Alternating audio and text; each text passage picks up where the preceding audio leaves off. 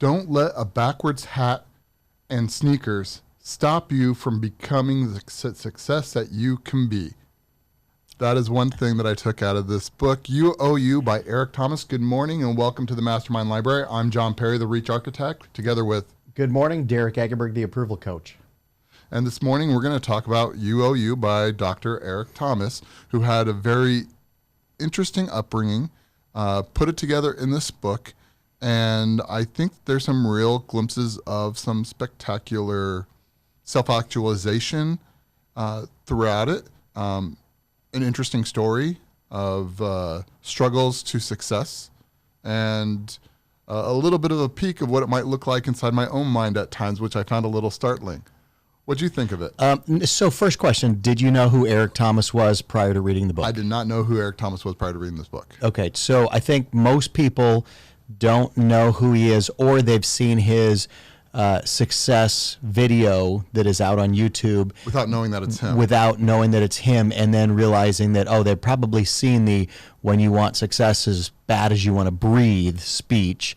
Then they know who Eric Thomas is. Mm-hmm. So it's interesting. I really enjoyed the book, and I have started, I guess, critiquing books compared to other books. So I find myself having to stop and pretend I'm rereading only this book, not rereading it from the standpoint of having read 500 other books. Because if I had compared it to those other books, I would see lots of nuggets that I've heard from other books. But I think it is a well-rounded story as a autobiography of himself, going from the almost rags to riches story, but in a way that I think a lot of Americans may not have ever dreamed of success before. So, you know, if you say you come from a family that may be 3 generations of Ivy League graduates, this book is probably not going to resonate with you. But if you come from a background that you don't really believe you can do anything other than blue-collar manual labor, I think this book really will resonate with you. And so I found myself having to go back and forth with who's the book written for and how would that person potentially perceive it. And I think there's a lot of good nuggets in there. Yeah, he has found an identity with his niche audience, and he does have a niche audience. It's because he brings something different to the arena of, he is a public speaker and a motivational speaker. He gets hired by corporations and sports teams to inspire them. He is, I believe, a pastor as well, and he goes about honing his craft of speaking the way that a lot of athletes hone their ability to compete, you know. Michael Jordan was cut from his high school team. He was bullied by the Pistons in his earlier years until he put on muscle, you know, and then he went out and, you know, talked to the refs about their kids so that he wasn't a jerk to them or seen as a jerk by them, and got potentially favorable calls. It's also known as the Jordan rules. And I can see parallels between a story of that and what he's done with his craft of speaking, where he always had the ability to speak. He just didn't realize it until a certain point, and then it became, like he says, his superpower that he activated, and he was able to rally around it, and he didn't even think it was something that could be a viable profession for a long time. And even then, he didn't realize the amount of people willing to pay for this particular skill. And because he has his own very unique point of view because of his upbringing, because he is one of a very unique nature in a sea of, well, white men who typically dominate the public speaking circuit. And he talks about that. He talks about that, you know, when he looked at the public speaking, that you have the Zig Ziglars and the Jim Rohns and the Bob Proctors, and that Les Brown, who is in his mind the GOAT, yes, you know, it was Les Brown is the only African-American public speaker. And so you're right. The book is written with his backstory. And remember the book Good to Great? Yes. Okay, so he mentions that, and he references that sometimes you have to get rid of the good to go for the great. And he actually grew up fairly okay if you read the book. You know, his mom married a gentleman who really wanted to have a father, and they never really told him that he had another biological father. And so his normalized upbringing wasn't bad, according to him. His normalized upbringing came crashing to a halt when he realized that he was lied to and there was a biological father, and he took that as what I perceive as a victim mentality, and he spiraled out of control. Yes, he talks about being a victim and victimhood, and how if you let that take over your life, there's only a one-way path, and it's not a good path. And he struggled with it for years until essentially he ran away from home. You know, his mom still supported him a little from the shadows. When he was willing to let her in, he put up the barrier, not his family. Although it did sounds like it caused an issue with his, I guess, stepfather long term that he's still working on repairing. And, you know, it's interesting though that he found his North Star with the young lady who captivated him, and ultimately one of the reasons why he dug himself out of this hole is to be the man that she would need in her life. So, and again, I struggle now that we've done so many of these that I have to not gauge the book necessarily against other books, but I'm trying to gauge the book on somebody who may have read it for the first time without a huge knowledge library. So he talks about what's your why. And we've heard that theme in a lot of books. Simon Sinek, what's your why? Or start with why. And his why became his family, and his why became becoming that leader that other people needed. Like he talks about going to college, and he went to college and started a advantage program on the college campus that he wasn't really getting paid for. It was just something that he did, and he wanted to, my perception, wanted to help lots of people, wasn't really seeing how to monetize it. So stepping back, what's interesting is here's a book about basically how he became an influential public speaker, and his journey, and the people that he needed along the way, and the struggles along the way, and hey, you can do it too. And he did it his way. You know, like I mentioned in the opening, he wanted to be true to himself, and he turned down a $10,000 paying opportunity because he had to wear a suit. Because they insisted he wore a suit, and that wasn't who he was. And I can relate to that a little bit as my fashion style has evolved over the last several decades. And there was a period of time where I just wanted to be comfortable in what it was, and I was projecting. And I don't think that I'm putting down what I once wore. There was just a point where I needed to find the right way to evolve my own sense of style to be where it is today on my own terms. I know that you asked me many times beforehand to dress a little nicer for certain events to meet certain people, and I, like an obtuse fool, you know, didn't follow your advice, and maybe that had cost me some opportunities. And that was maybe something that I was subconsciously willing to sacrifice because I needed to be true to how I was at that moment. He has to wear his backwards hat, and that's how some people notice him. And then that followed up with another paying gig of, hey, but we insist that you wear your shoes and the hat because that's how we know you from the video. That's what sets you apart from the rest of your field. So it's interesting when some people perceive a weakness, other people perceive a strength. And that's another thing, you know, being true to yourself and using your strengths truly as strengths that he conveys throughout this book. Yeah. I actually really enjoyed the book. I don't know. And let's go back to the Mastermind Library. Yes. John, is this on your top shelf? This is not on my top shelf. This is probably not even on my top 3 shelves. Okay. Because like you said, it's kind of, at some point I have to compare it with the other books that I have. And reading over 500 books, this is probably in my top 150, yet my top 150 doesn't necessarily make my top 3 shelves, which are only 81. Close. 3, 13, 26, that's 91. 91. So my top 3 shelves. I do math for a living. It's fine. No worries. But it doesn't make my top 91. Right. And so it's a good book. I would have no problem referring it to people. I'm glad that I read it.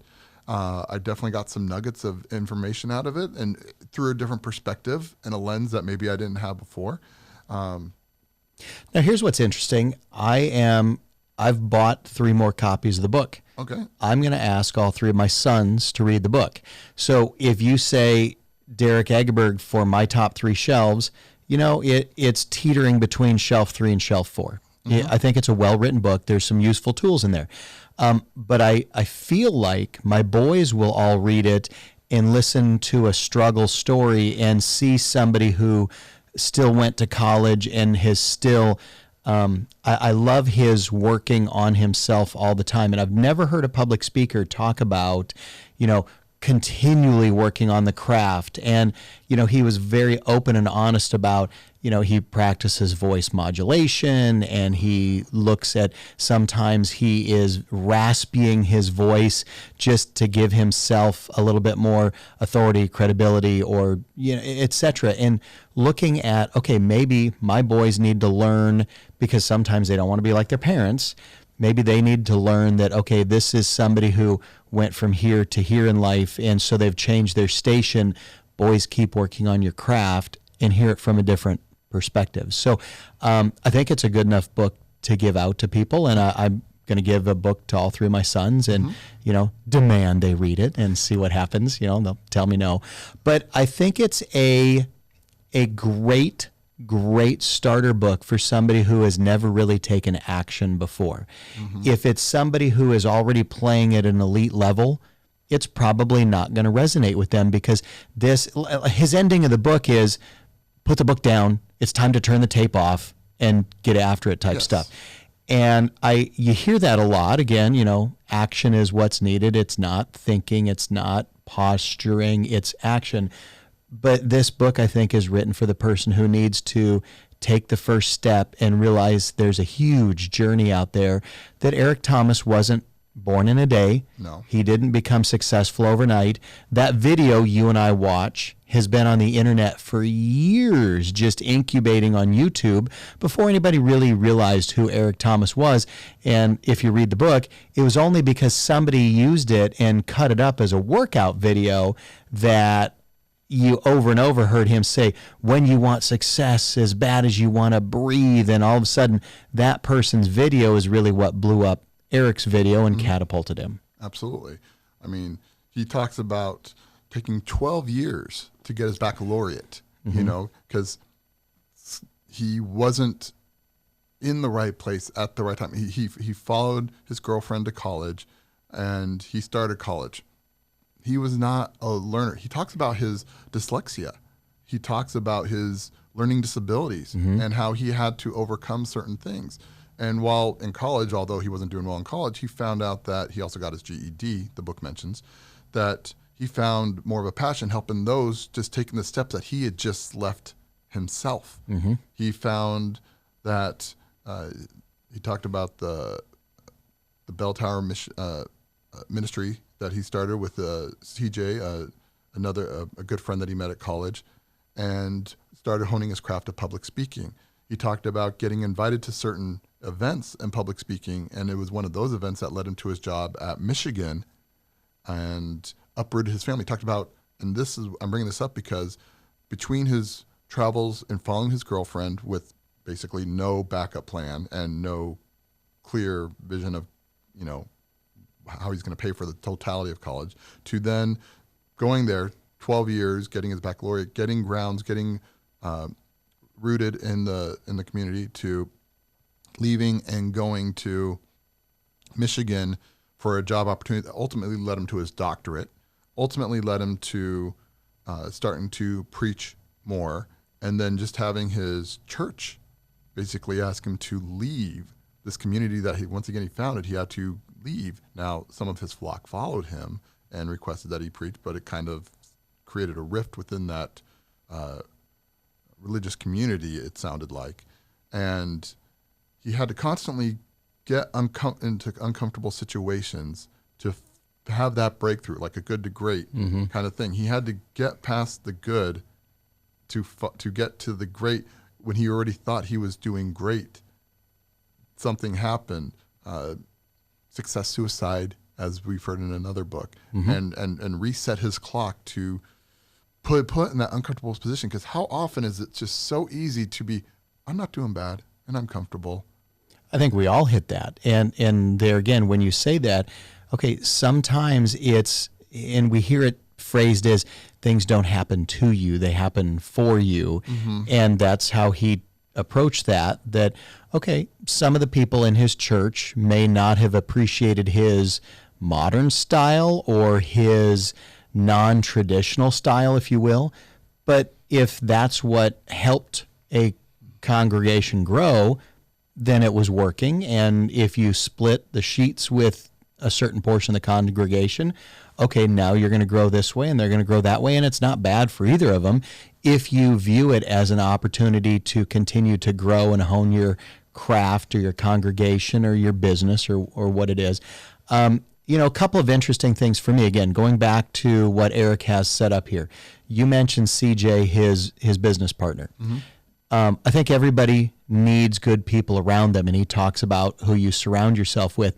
And we've heard of the DISC profile for forever, and he has created something that he calls his flight assessment. Now, I don't know if he created that or if it's, adapted from something else with his terminology. But it really is a DISC profile. And so he breaks the DISC up into pilots, flight attendants, ground crew, and air traffic controller. And if you go take the test, it will line up very similar with a DISC profile. And I think there's a lot of people who are very educated business people that all talk about the DISC profile. But if you talk to a newbie in business or a college kid, a DISC profile sounds absolutely threatening and scary. But if you take a flight assessment and it comes up with vernacular that most of us have heard, okay, it's now not a scary thing. So I think, again, a lot of this is built to, here's the first-time buyer, if you will, and here's some tools. And he's got a 60-plus page PDF on his website that you can get right out of the book. And it's a fairly well-written document that's a good life planning of where you want to go and what you want to do and the steps that you need to get there. And it doesn't feel like the traditional, and no offense, but the traditional Franklin Covey business planner that we all grew up with in the 90s. Strength Finder 2.0 and all that kind of. And again, I think it's done, like you said, as a vernacular for a younger professional or for somebody who's wanting to get into a more white-collar career path, Or for people who just didn't believe that there's a path for them. And I think that the way that things are set up now with education being as expensive as it is now, there's a lot of trades that are going to need people working them in the next 5 to 20 years, and there's actually really good money in trades. I don't know why blue collar got such a bad rap as as a society. I'm gonna have a hard time grasping as a society where it was a less upon thing. When there's good money, there's good security, there's good benefits working as a plumber, as an electrician, as an HVAC technician, and as a medical assistant. There's a lot of things that are blue collar. Garbage men make more than most people realize. Now, I understand it may not be someone's desire to be a garbage man, yet it's still an honorable position. Heck, we're in an agriculture town. There are agriculture pickers who make more than $25 an hour because they are very proficient and skilled at their job. Mm-hmm. There's nothing wrong with that. There isn't. And, look, in our society, I think we have to compete and tag people into groups. And I think that's sometimes one of our strengths and sometimes one of our biggest weaknesses, that, when we as a country want to fight against something, man, again, let's go back to, say, when the Twin Towers fell, this country was united against something. And when there's nothing to fight against, then you have white collar versus blue collar fight. Then you have, the Ivy League school versus the trade school. And you have lots of different things to fight against. And I think what I did appreciate about Eric's book is there isn't anything fighting against. He does talk about some underserved communities, and some victim. He fights against himself. And he does. And so, but it's the path of, hey, it's me. And I'm the only person responsible for my success. Mm-hmm. And what he gets to in the end is, look, the only person you really owe is you. Mm-hmm. And you owe it to yourself to be 1% every day better. You owe you to go hone your craft every day. And he talks about whether you're a sculptor, an artist, are you practicing your craft? But do you also go look at the other masters and learn what they did mm-hmm. to be amazing? And then he talks about, sports athletes. If you're a top-tier sports athlete, you're probably watching lots of film, not only on yourself, but on the competition, so you can learn their nuances as well. And it's interesting that he then turned the coin and he did say, look, losers focus on winners, winners focus on winning. And so you're not focusing on other people trying to bring them down. You're focusing on other people. What made them great, mm-hmm. and how does that make you greater on your path from good to great? And so I really did appreciate the fact that he talked about meeting Bob Proctor, Les Brown, and some of the people that I know in his industry, and say, he really did take some great nuggets from those people. And it's funny, sometimes what we hear is not what we hear. And I know I do it. I do it all the time. I know we both do it sometimes to each other. And he talks about when he met Bob Proctor. Yes. And Bob said, don't take, $20,000 is what he heard. And so his next few speeches, his business partner, CJ, requested $20,000 and he started getting it. And he was so amazed that he was getting $20,000. And so when he saw Bob... Because he was only getting about $1,500 to $3,000 a gig. Well, and he talked, if he was offered $800, he would take whatever they offered. So if the hiring person offered $800, he takes it. $1,500, he takes it. He didn't have a set price. It was low, though. And he didn't have a contract either. Yeah. And then when he met Bob Proctor months later at another engagement, and Bob asked him how it was going, and he said, oh my gosh, thank you so much for telling me, take $20,000. And he said, Bob then returned by saying, I didn't say take $20,000. I said take no less than $20,000.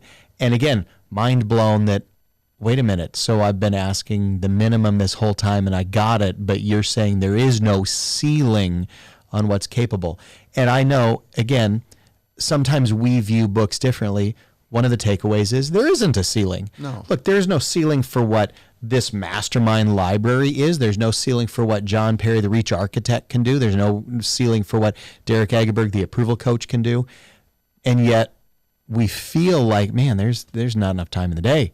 Man, I don't know if I've got the energy to go do any more. Just got to find the right audience. It's something that I learned back as a kid when I was collecting comics. It's worth what someone is willing to pay. And if you have the talent, the knowledge, and you're willing to share it at a price, find out what that market's willing to pay. A comic book could have been worth $2. It could have been worth $20,000. It could have been worth $2 million. It leads me back to that story. Oh gosh, I'm trying to remember where I heard it from about the car. The dad gave the daughter a car. That's made the rounds on the internet a lot. Where he gives the daughter an older car and he's like, here's your car. Before you do anything with it, take it to a car dealership and see what they'd give it for it. And she brought it to a dealership, brought it back, said that they'd give her $2,000. He said, okay, now bring it to a pawn shop and see what they'd give it to you. She brought it to a pawn shop, brought it back, said they give her about $200. And he's like, okay, now take it to this kind of car show and see what they'd give it to you. That's what someone would give for it, or what a value at. She brought it to the car show, and they came back, and it was like $200,000 because it happened to be an extremely rare, limited production value. There was no rust, although it was dirty. There was no rust on it. It had original interior and all these little bells and whistles that just made it such a desirable thing for a collector's niche.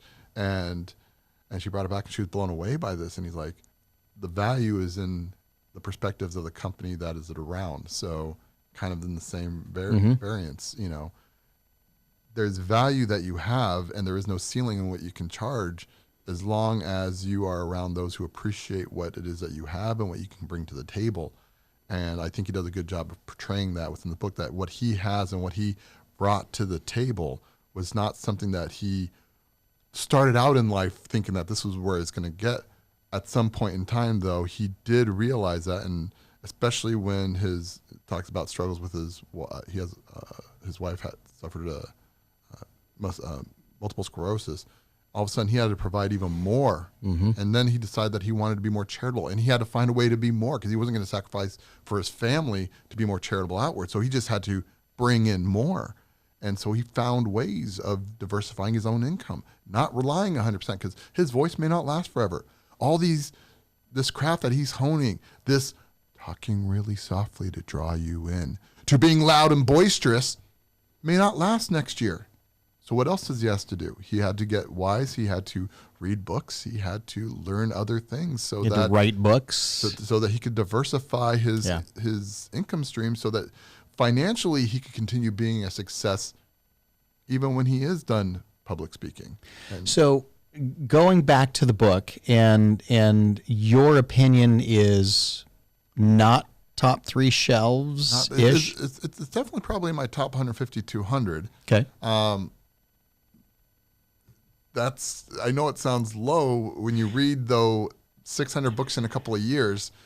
It's not a bad place to be in. That's a top 25%. And that's what again, as we're structuring the Mastermind Library, there's no disrespect to Eric. I think it's a great book for somebody who needs to learn how to take action and start the journey.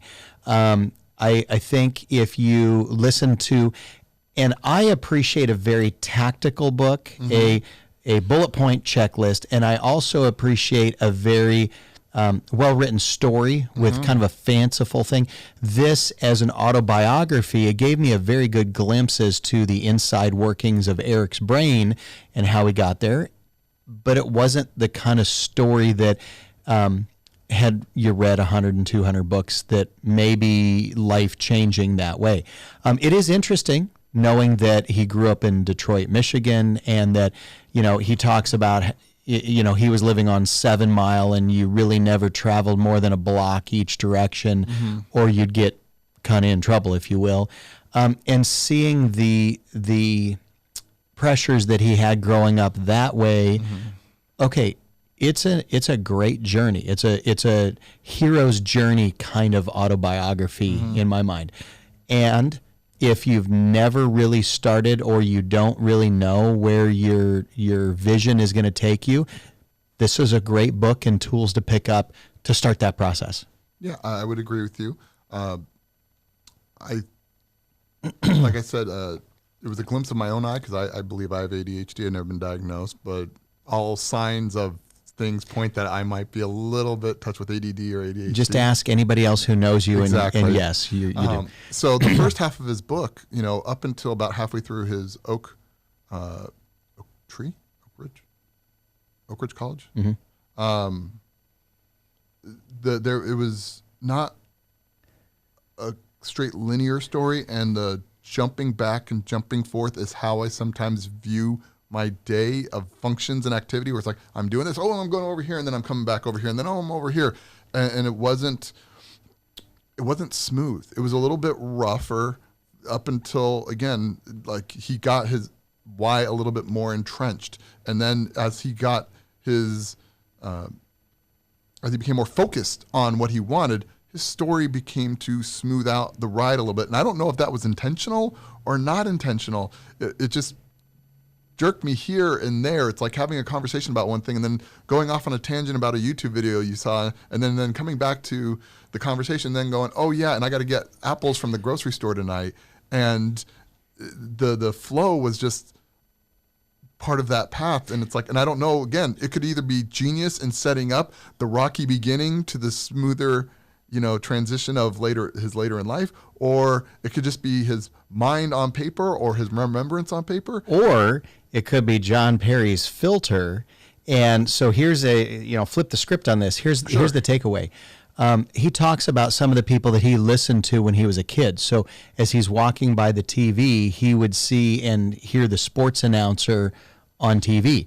And what I took from that is he's giving you the story, and then he's doing his own color commentary, his own backstory. So he's the announcer in, again, if you look at most sports, there's a play-by-play and there's a color commentary, and these two do the broadcast together.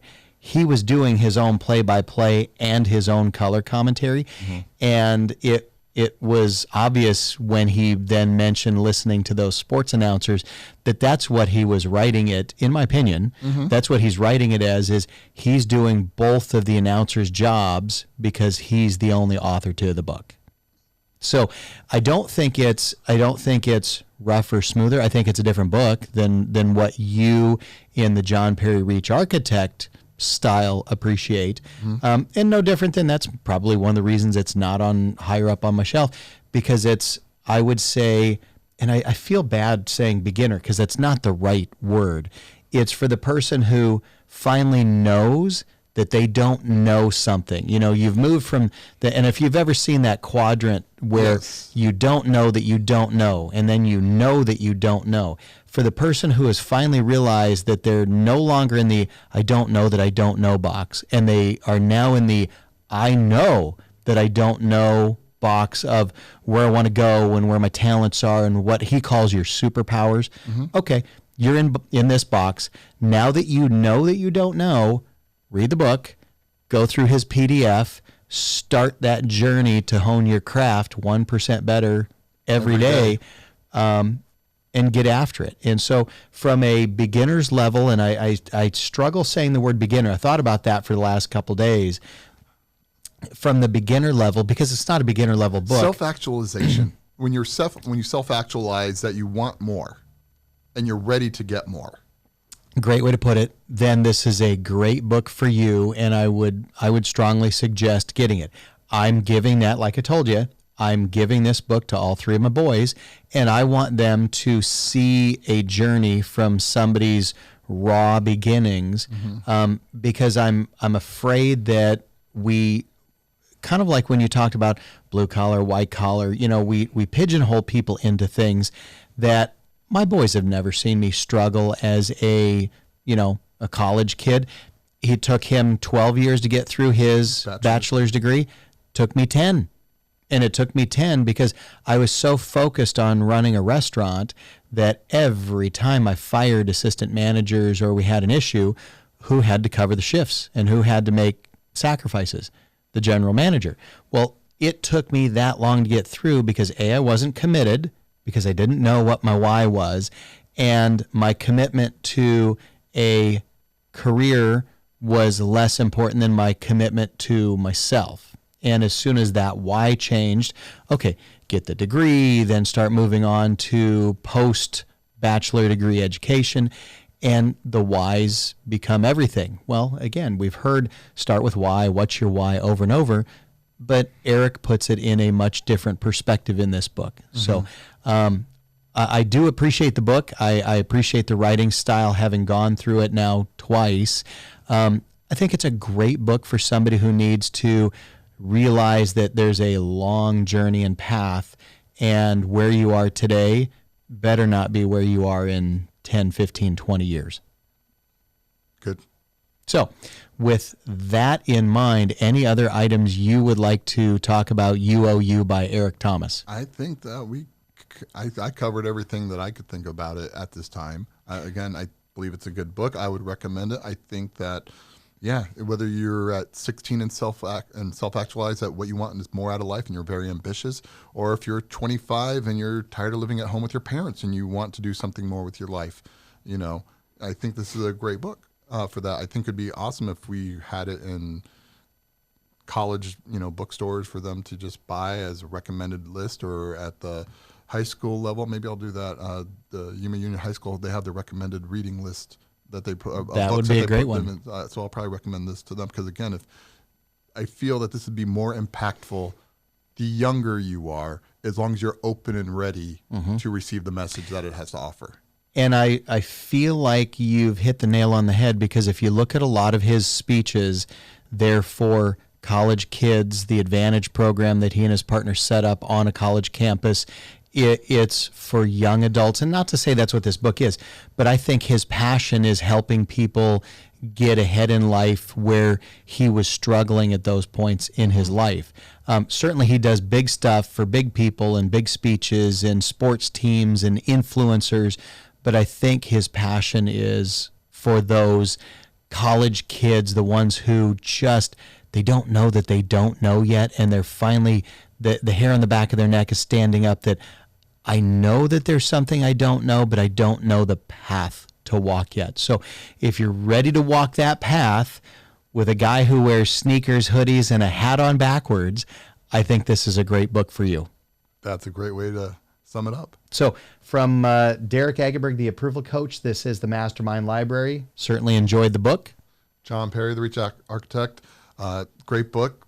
I would recommend it to anyone who likes to read it and wants a different perspective of something that they may never have considered before. And because this is a book that is kind of outside what you and I would normally gravitate to, I would be very interested in comments down below. Yes. I want to know what you all think of it, and if there's points that you think we should talk about on the book. Would also love to know what people think of his flight assessment test. So Yes. Get on there, buy the book. Back page gives you the code to go take his flight assessment test. Get on there and take it. And let's have some discussions about personality profiles in a way that is not the typical DISC profile that you would see in big business books. Yeah, sometime in the near future, we'll post our own flight assessments in the comment in the area below on our webpage. If you see this on YouTube, go to the webpage on our book assessment, and we'll post ours as well, so that again we can share with you where we're at with it and be curious to get your take on it as well. Absolutely. So from all of us at the Mastermind Library, have a great week, everybody. Bye for now. Bye for now.